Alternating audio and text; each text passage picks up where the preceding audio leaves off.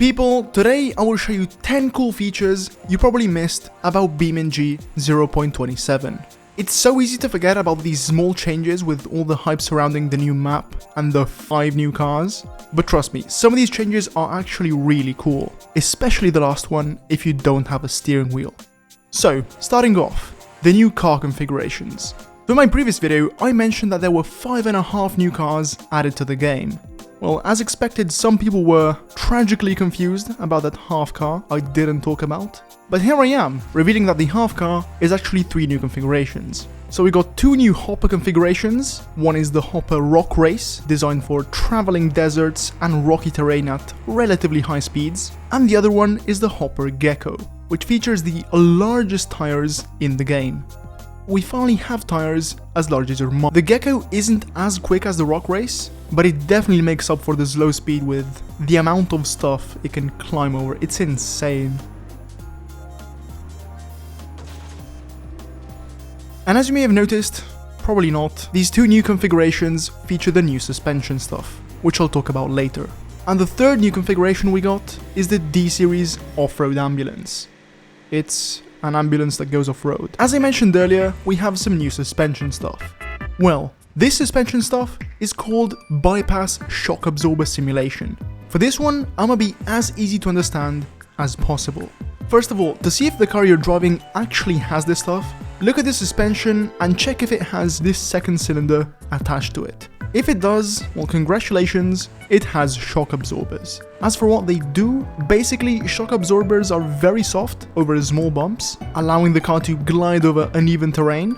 But if they hit a large bump, the bypass shock kicks in and keeps the suspension from bottoming out. The cool thing is that now it is properly simulated.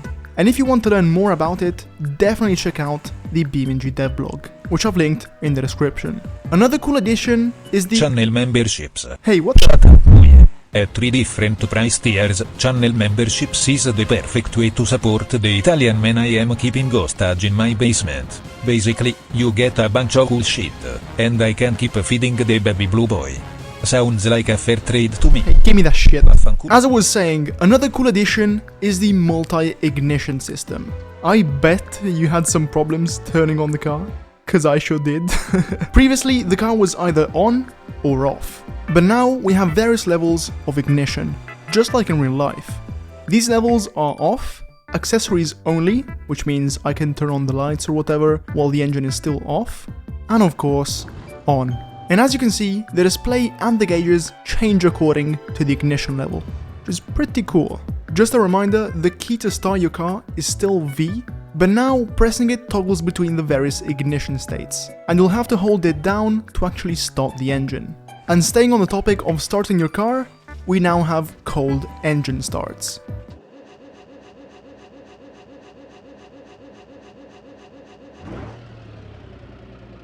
This is just some cool attention to detail that unfortunately most people won't even realize exists. That's because by default, the option to start with engines preheated is enabled. But the fix to this is pretty easy. Just uncheck this box and I guess have fun waiting for your engine to start. Unfortunately though, this doesn't work on EVs, because you know, batteries. But let's not get bogged down, because we now have a completely revamped EV control logic. In simple terms, the brake pedal will now only use regenerative braking at first, and only when you push the brake pedal further, it will actually engage the real friction brakes to stop your car. And on top of that, you can now adjust how strong the regen braking is when lifting off the throttle. Anyways, back to the fuel-powered cars, which by the way, you can now refuel. I'm gonna be real, this is a really early implementation of refueling. In fact, it only works in West Coast USA and in Johnson Valley. And yeah, this is what it looks like right now. Yeah, basically just press a button. Also, bear in mind that this only works with mission markers turned on. I'm actually really curious to see how they improve on this, and I'm also curious to see how they improve interactive interiors. This was actually in my BeamNG wishlist video, and I am super glad to see that they have added it at least to a couple cars. So right now I'm in the Stambecco, and as you can see, you can switch between low and high range gears, do the funny with the axles, and control the tire pressure. But on the Hydra, for example, you can control the lights, but nothing else. So yeah, unfortunately there isn't even one car where everything is interactive just yet. Oh, and we still have the shitty boxes. But that's not the only new addition to interiors, because we now have new interior sounds. Previously, all interior sounds were muffled, even on open cabin vehicles, which was pretty bad, not gonna lie. Now though, interior sounds are specifically adjusted for each vehicle, which makes them sound as they should. Unfortunately, this is also still a work in progress and isn't available on all vehicles, but something that isn't a work in progress are the new particle physics. This is a small but welcome change. Basically, dust, smoke, fire and dirt are now affected by wind physics. Pretty cool. What isn't small though is my car. Are the updates to West Coast USA. So at first I thought we were getting an expansion to the map. Unfortunately that isn't the case, but at least we have some improvements to the movie studio and the docks. And on top of that, we also got a new quarry area, which unfortunately for the devs has now made me want excavators in the game. Please. Please. I'm doing the big eyes right now. Next up, we have improvements to the vehicle selector. All cars are now ordered alphabetically by the brand name first and then by the model. Plus, we now have colors to differentiate vehicles from trailers and props. Talking about UI improvements, we also got a few additions to the radial menu. So to the 5 people who actually use the radial menu, you now have options for cruise control, latches, and I think a couple new options for electrics. Staying on the theme of quality of life improvements, F7. So if you didn't know already, you can enter the 3 camera mode by pressing F8, and you can then teleport your car to your camera's location by pressing F7. Previously, F7 would reset your vehicle's damage and keep its orientation.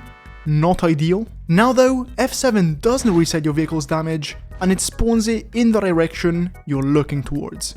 Pretty neat. Now before Moe tells you about the last one, he actually forgot to talk about Johnson Valley's salt flats. Basically, if you head here, you will find an open gate that leads to the map's massive salt flats, which by the way, are almost as flat as your girlfriend. And finally, for the keyboard users out there, hold steering at low speeds. This setting is an actual godsend for those with keyboards only, especially for off-roading.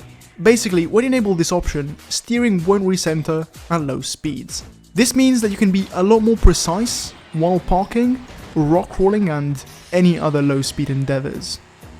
And you know what? As a bonus, I'm now gonna reveal a feature that the devs actually forgot to list in the changelog.